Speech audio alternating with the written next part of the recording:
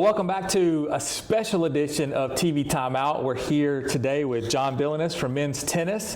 The NCAA has a community and belonging social media campaign going on this week called My Impact, My Voice, and it's about leadership, through among student athletes. John has a very interesting leadership position several places on campus. One, he's a leader on the men's tennis team as a senior that's getting ready to graduate. He also has a leadership role with our Student Athlete Advisory Council, within our department. And he also happens to be the current student body president here at Johnson & Wales. So John serves in a variety of leadership roles, big, small, far and wide, that kind of thing. So he's a great person to talk with about leadership. So, John, as your leadership roles are different, do you tailor your leadership, or do you do different things in kind of the micro setting of the team as opposed to the macro setting of on campus? I would say, well, first off, thank you so much for having me. I appreciate it. What an intro. That was awesome. Thanks.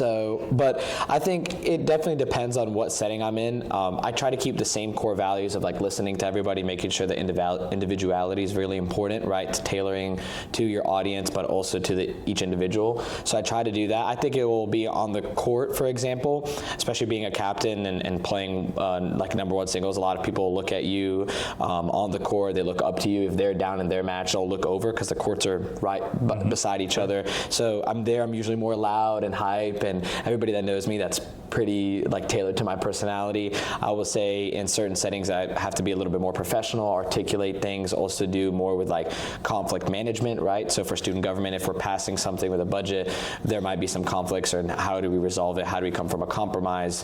While, on the court, it's a lot more uplifting people. And in SAC, and now that we get to vote on legislation, it's also making sure that we keep everybody informed about things, right? So having more research done, being more knowledgeable to people having different questions. So the core values is the same, but there are different things are situationally dependent for sure. Great. No, that's awesome. Have you learned something in one of your leadership roles that you've applied to some of your other leadership roles?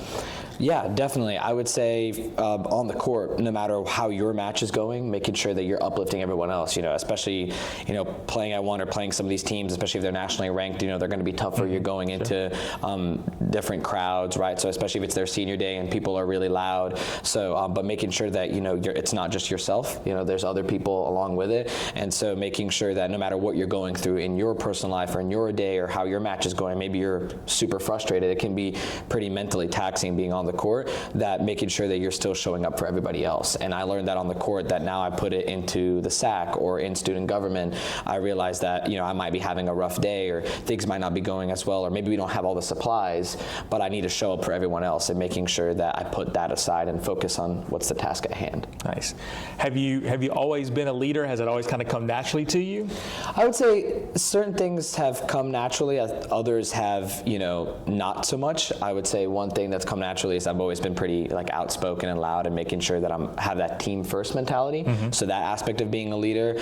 So it has come naturally in one sense, but in the other of making sure that I hold myself accountable, but thinking about, okay, if this inconveniences me, is it still better for the team in terms of making sure I have all my research done, be more knowledgeable about things, coming into compromises, even if it means more work for myself. So in student government, we passed something, but as president, I had to draft the legislation for it and, hand it on to the president of the university, right? So things like that are a little bit tougher, especially when you're, an NCAA, if they're passing something, well, I need to make sure that they know what they're voting on. And our advisor does a fantastic job, but a lot of times they'll ask from a student's perspective. The first thing they usually ask is, any thoughts on it? And that usually I'll be the first one to speak. So having that knowledge and making sure that I can articulate that to everybody else, because I'm holding to a higher standard, has taken some time to come about.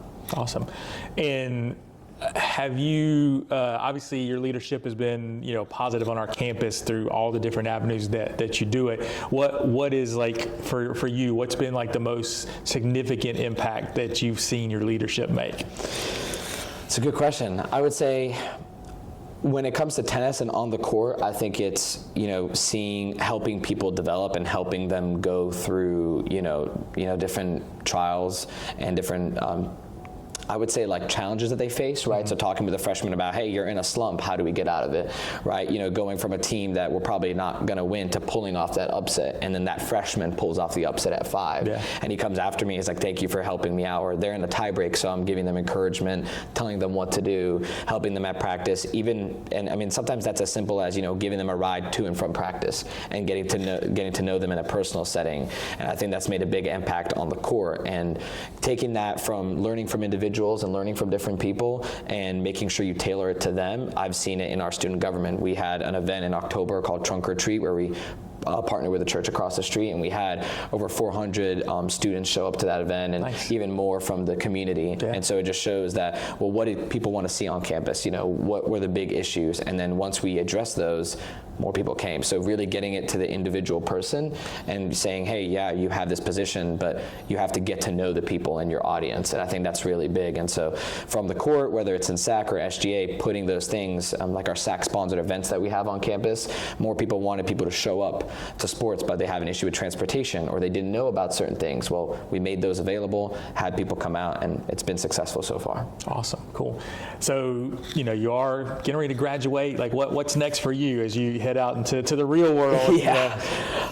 It's pretty exciting, a little bit bittersweet, because I am going to miss JWU and everything that the school has had to offer me, and so I'm really blessed about all of that. I will say I'm accepted a full-time job to be a tax accountant, so looking to be a CPA probably in the future, maybe go out and doing all my some things on my own eventually, and some like nonprofit work as well. Awesome. Trying to get into that. So, but I'm staying here in Charlotte because I love the city. Great, cool. Well, that's a little bit about leadership and impact, you know, both on our campus and the community from JB, John Billinis from men's tennis. Stay tuned, and we'll be back with another episode of TV Timeout soon. Thank you so much.